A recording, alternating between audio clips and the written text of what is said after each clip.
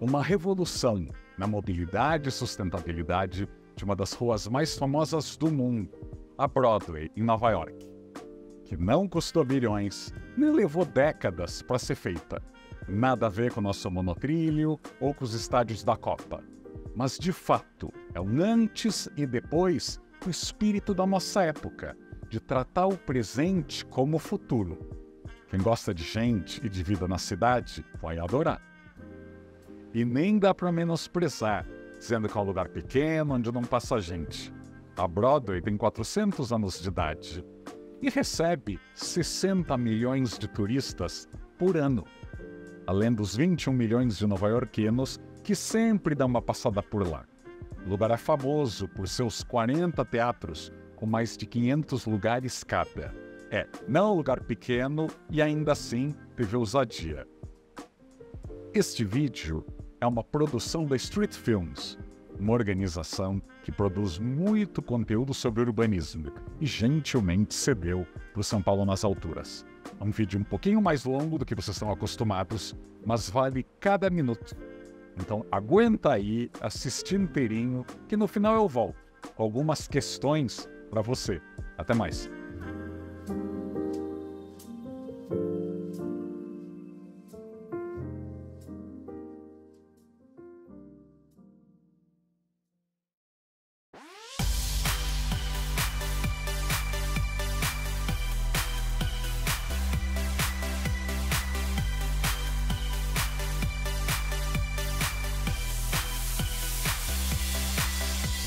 Thank you so much for joining our walking tour. We are super excited to talk about Broadway, what the city has done with the street. We're joined by Emily from DOT, so she can really talk to us as we go about all the work they've done. And then we also have Ed Janoff from Union Square Bid, and we'll be joined by a few other co-guides as we go.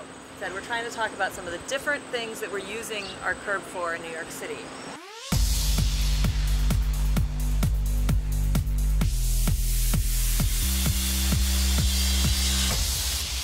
A little over a decade ago, DOT really reimagined a whole series of public spaces along Broadway. Massive paradigm shift, looking at how much space we have on the street and who's using it, and really reallocating the street space to the majority of users. As part of that project, major public space transformations happened kind of in each of the premier districts along the corridor. So there was Union Square, Flatiron, Garment District, Herald Square, and Times Square. And that was really kind of an amazing culture shift along the corridor. When we got to Union Square, there were all sorts of opportunities that really were hidden in plain sight. One of the first things that we did was turned 17th Street into a one-way street. We eliminated the deadhead where you had Broadway going straight into 14th Street and intersecting directly with University Place. And these kinds of frictions really were upsetting to people in this area. And so we provided some relief, some urban acupuncture. Broadway used to come straight down there, all right? Union Square used to basically be a traffic circle. Up in front of us is a pedestrian street. Broadway from 14 to 15 is not open to through traffic, and actually also from 16 to 17. So you have 2 blocks of pedestrian street there. But it was the advent of the green market that we're going to walk through in 1976 that used the area around the park, which was just basically angle parking, started to use it as public space. And it started to express itself as an area for programming and public use.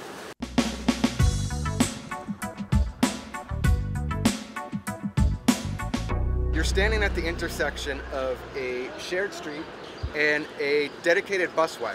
So in 2019, 14th Street was converted from 4 lanes of general traffic into dedicated bus and truck only. And you'll see on top of the streetlights, there's these little cameras. It's enforced by license plates. So there's signage and painting on the roadway that says it's buses only. But if you drive through it, you will get a ticket if you're a private vehicle.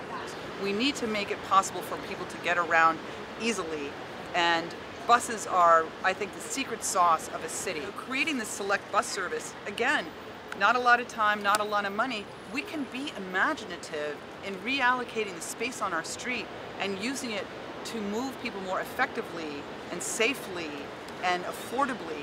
And those are the kind of investments that we need to do to move forward in New York City. We're not going to accommodate the millions of more people that are going to move to New York City by millions of more cars. When they put in the 14th Street busway, there was a lot of talk about the chaos it would cause in the streets in the neighborhood and around it. 13th Street would be madness. And instead we saw none of that. We just saw a great example of traffic evaporation. The side streets are still very clear relatively, and we just don't have the traffic we had on 14th Street. We are on University Place between 13th and 14th Streets. Pedestrian plaza a go-go. No, we're not worried about cars coming to hit us. Someone just called my name recently and I stopped, we had a nice conversation. That wouldn't happen if you're in a car. That happens when you're like, walking around, safe, nice, all that stuff. So it encourages walking, cycling. It's better for our health. It's better for the city. It's better for the environment. Anything to reduce the car traffic. So this is good, And it's also beautiful. Look at the green. There's colors on the ground, the blue bikes.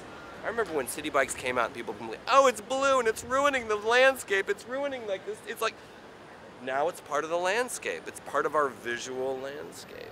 So what we've done here is we've built in the chicane, which is like the S curve. That really for us helps enforce, and you can watch as a vehicle goes through. They really have to kind of snake through the space and move slowly. We also really tried to build in cycling amenities, and then you'll also see we have the darker color gravel on the street. So that's really an indication to cars. They're entering a different kind of space. They really are an invited guest.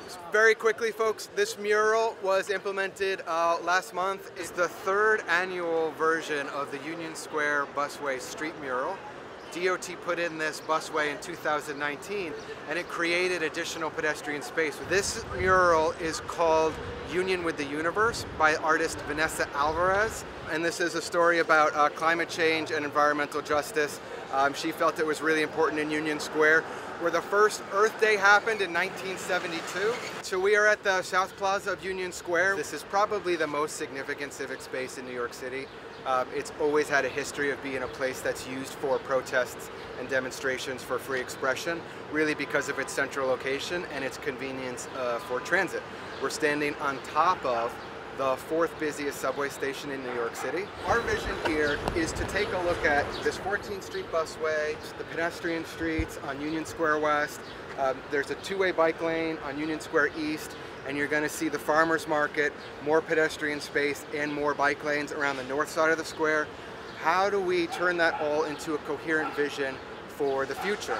And what we concluded after about 2 years of community outreach and design was we felt that Union Square should be one coherent public space from building to building. The street would be built out at sidewalk grade on all sides using park pavers, so that it would feel like you were in a park when you were approaching the square from the outside and crossing into it. The busway continues to move through it, but the bus is now a guest in a pedestrian space. This is one of the earliest versions of the pedestrianization of Broadway. This is a 2009 implementation. On 17th Street behind us, that used to be where 3 lanes of Broadway would come down, and that street was 2 lanes in each direction. Without any bike lane or without any pedestrian space. It was a very dangerous intersection crossing, and people were frequently hit. And everything we just walked through with the Green Market back in 2009 was actually angle parking. Today, it's a public space and a 2-way bike lane, which is great for walkers and great for the Green Market.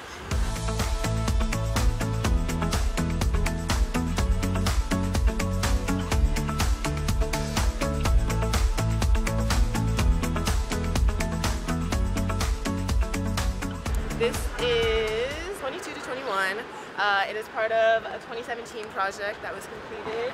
So we have this chicane, a curved road to slow down drivers. We have our city bike dock on the southwest side. And then we also have this new public seating area. But usually we have our umbrellas up and our seats up so that people can enjoy the public seating.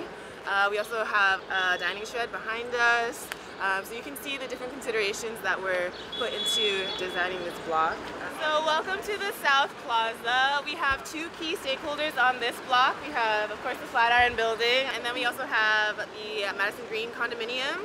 While this shared street was being designed, we took into consideration their loading docks. We also expanded the South Plaza in 2017 to make it wider, and then had this bike lane. But when you think about the Union Square story, it actually didn't start in 2010. It started in 2008 when we did our first pilot program in Madison Square Park, where we created 65,000 square feet of pedestrian space and shortened the largest crosswalk in New York City. And we did that by realigning Broadway, because you had a very busy 3 intersection crossing of the grid, and we simplified it. And that simple intervention really dramatically reduced injuries, improved the livability of the area, and became our first test case, which also allowed us to start to narrow Broadway. Welcome to the North Plaza. This raised turf area was actually the pedestrian median between Fifth Ave and Broadway that pedestrians could use, but now we've expanded it. So what we're standing on right now is Old Broadway roadbed. This was like a Times Square light, but very, very challenging in its own right. The first time that DOT had ever taken this much space. People said it wasn't going to work, as they always do. They said no one will want to sit here next to traffic. I have this photo from day one, where you're standing now, before any gravel went down. It's just orange barrels, and on day one, people started filling the space.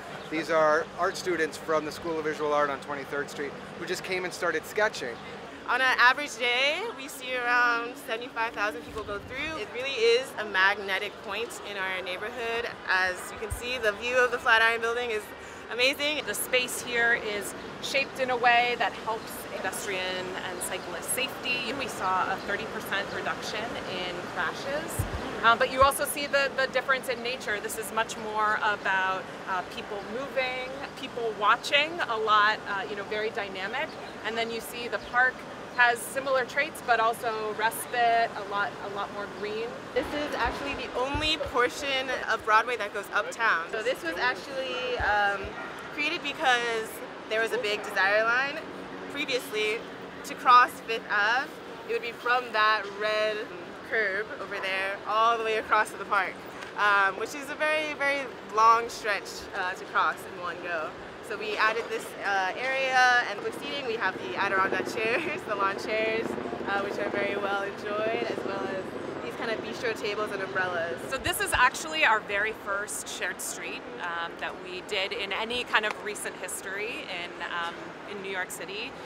The original public space project here in Flatiron, it never actually closed a street. Like, there was actually so much over design of street. We were able to build so much public space. So really the only vehicles that are using this street are the vehicles that need access to this block, and that fundamentally changed the character and the nature of this space.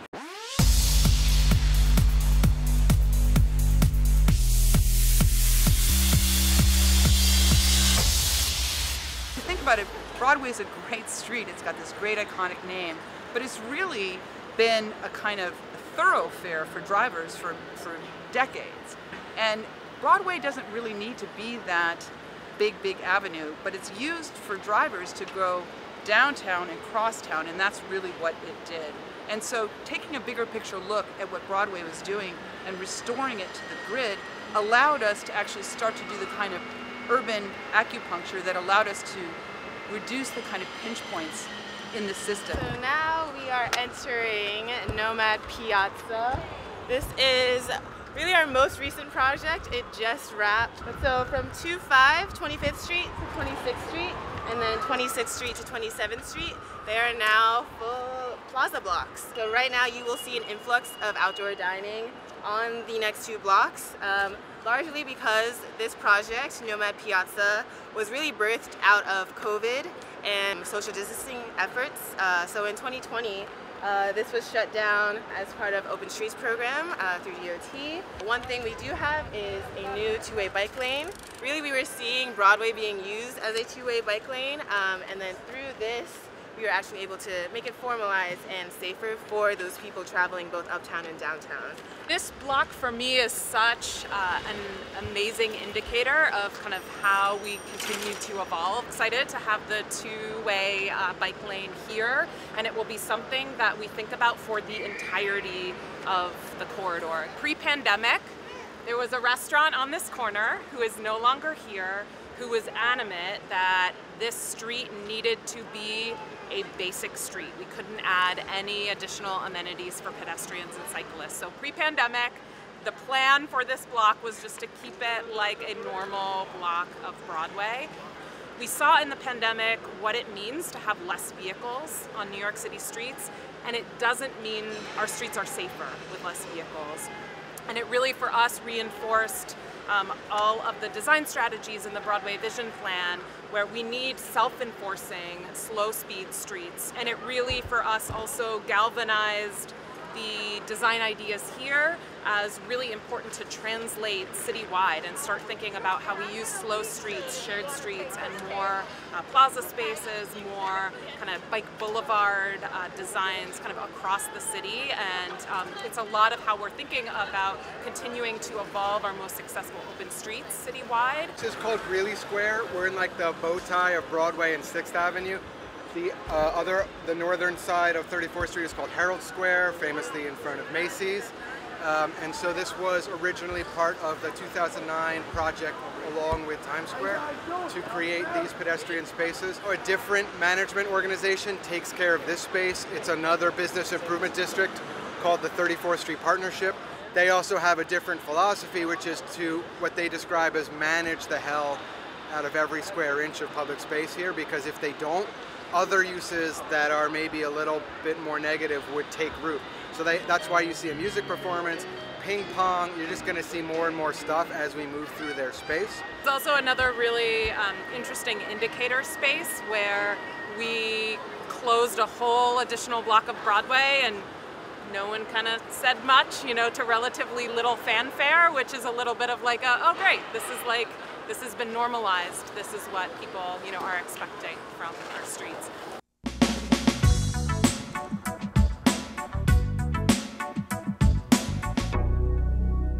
So I just want to give you some quick anecdotes. Again, this was part of the 2009 project that included Times Square. Macy's was one of the hardest partners to get on board with this idea. This is their front entrance. They were able to understand the value of this public space. Herald Square had been maintained as a park in front of Macy's for a long time.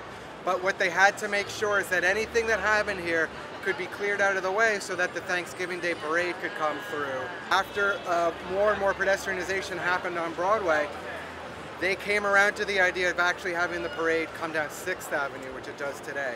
Broadway actually made the traffic network very complicated at the intersections of the major streets. 6th Avenue goes northbound, Broadway went southbound, 34th Street was two-way. It was a three-phase signal that caused a lot of delays in traffic. Bloomberg was famous for saying, although he didn't coin this, he said, "In God we trust, everybody else bring data." And so there was a lot of data involved in this project, and the most advanced at the time in 2009 was that all the city taxi cabs had just been outfitted with GPS. So they were able to get really undeniable data about how long it took to get from the 20s to the 40s or the 50s through the area that this project had happened, and they'd shown that travel speeds increased and travel time decreased. So in the end, it was actually a pedestrian project that improved traffic at the same time. We are standing here on Broadway between Herald Square and Times Square in a plaza block, a fully pedestrianized block. No motor vehicles allowed, just beautiful cafe tables and a bike lane. The Garment District Alliance has done a tremendous job with all of the blocks between Herald Square and Times Square, adding different public art, adding trees and planters. On this block we have 3 sculptures by the artist Joy Brown that have been delighting people all summer long. And over the years there have been a number of really great public art installations in these blocks. Seesaws for kids to play on, a big LED light tunnel, sculpture by different artists. There's always something fun in this area. So this year I worked with the Garment District Alliance to stage a project in this particular plaza block. It's called the MP3 Experiment, a series I do every summer where people are listening to instructions on headphones. We had around 2,000 people running around this plaza block, having some good old-fashioned fun together, strangers coming together. The finale was people blowing bubbles. We had tens of thousands of bubbles being blown, and it was so exciting to me to be able to activate this new public space and to be able to show people what a public space can be.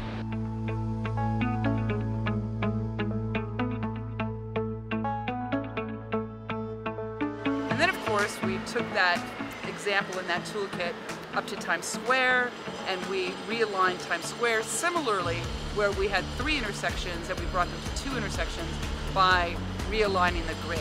And of course, that was a public space success story that you've heard the world over, and it was terrific for business. It became one of the top 10 retail locations on the planet.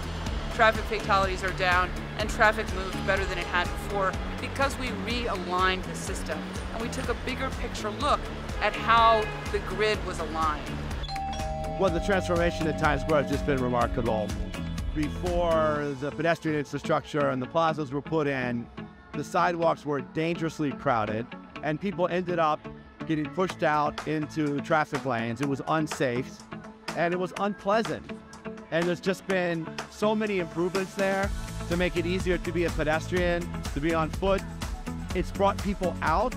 Times Square is crowded like never before.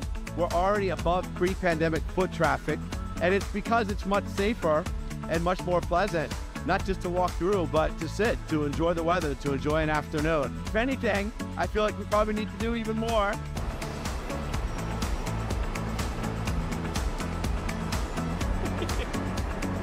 Woo! Hi, Mom.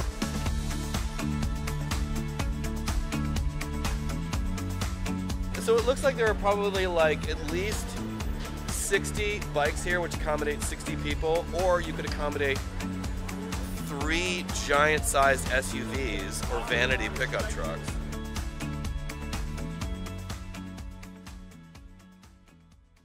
E aí, gostaram? Olha, largar calçadas, tirar vias para carros, criar pracinhas, não aconteceu sem polêmica. Na verdade, a secretária de Transporte de Nova York, Janette Sadikan, teve que enfrentar a oposição de lojistas, de associações de moradores, até da justiça. Mas ela sabia que tinha razão e venceu. No final, aconteceu o oposto. Não houve vandalismo, o comércio começou a ter mais consumo, porque gente sentada sem pressa consome mais, e muitos nova-iorquinos começaram a andar mais, ou recorrer à bicicleta, ou andar mais de metrô. Essas 3 coisinhas que as altas rendas paulistanas se negam a aderir. No final, foi bom para todo mundo, para Nova York e para o planeta. Persistência, boa comunicação e execução rápida garantiram a sobrevivência e a continuidade desse projeto. A gente sabe que aqui no Brasil, muitas vezes, nós perderíamos 4 anos debatendo a cor dos banquinhos. Com muita prefeitura, criaria comissões, observatórios lotadas de amigos ou de militantes do partido, e onde nada sairia do papel. Nova York, com tanta gente lá, teve ousadia. E nós?